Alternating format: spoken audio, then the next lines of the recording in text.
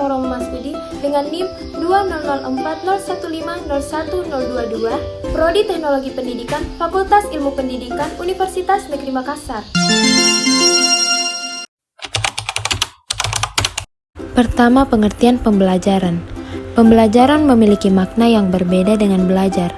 Pembelajaran adalah sebuah proses interaksi peserta didik dengan pendidik dan sumber belajar pada suatu lingkungan belajar.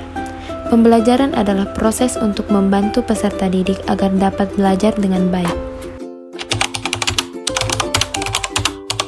Jadi, ada beberapa karakteristik yang dapat dijadikan sebagai pertimbangan guru dalam menyusun suatu rencana pembelajaran, yaitu sebagai berikut. Penyusunan perencanaan pembelajaran ditujukan terhadap siswa yang belajar. Memiliki tahapan-tahapan yang meliputi: pertama, tahap persiapan, kedua, tahap pelaksanaan, 3, tahap evaluasi, dan keempat, tahap tindak lanjut. Sistematis, yakni penyampaian materi dimulai dari yang mudah dan diikuti dengan materi yang sulit.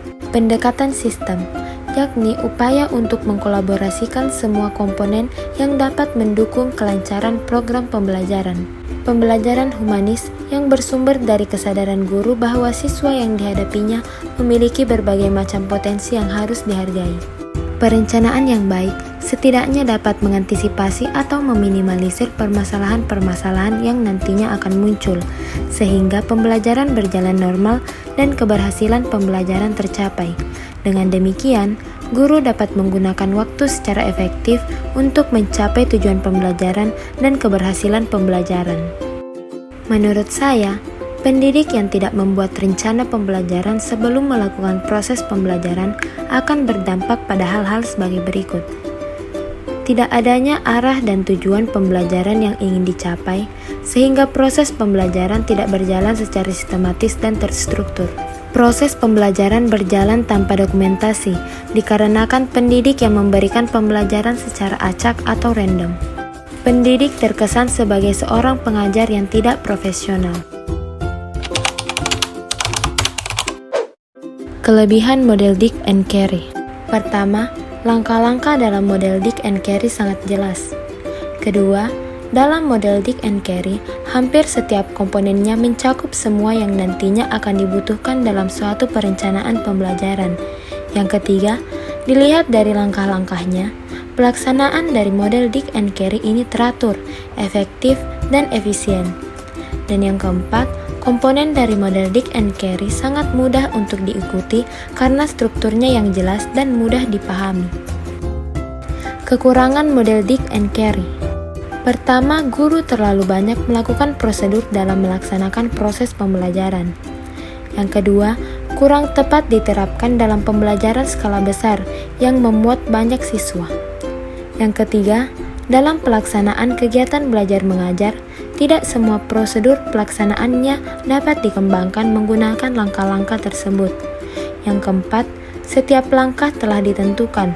Alhasil, kita akan sangat kaku dalam melakukan atau melaksanakan proses pembelajaran. Kelebihan model EDI.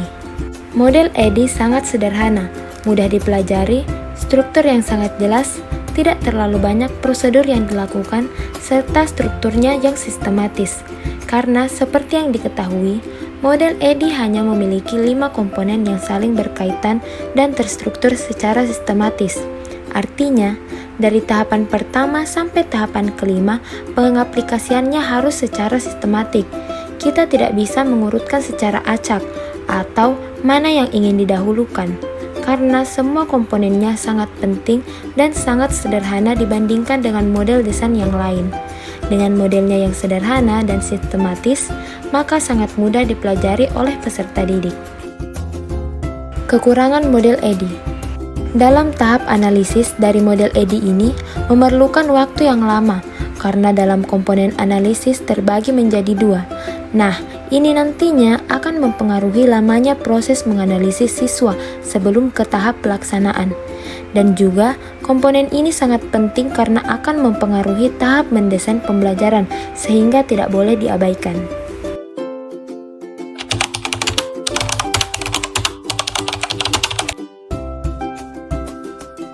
Karena Mengidentifikasi tingkah laku dan karakteristik peserta didik sangat perlu dilakukan untuk mengetahui kualitas individu peserta didik untuk dijadikan strategi petunjuk dalam mendeskripsikan strategi dan pemilihan bahan ajar. Kedua langkah ini dapat dilakukan secara bersama-sama.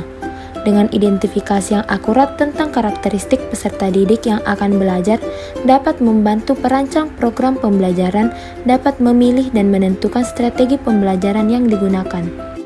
Dan juga mengidentifikasi tingkah laku dan karakteristik peserta didik sangat penting karena sebelum ke tahap selanjutnya, kita harus mengetahui setiap tingkah laku dan karakteristik peserta didik, karena peserta didik nantinya yang akan menjadi objek atau sasaran dari model perencanaan tersebut.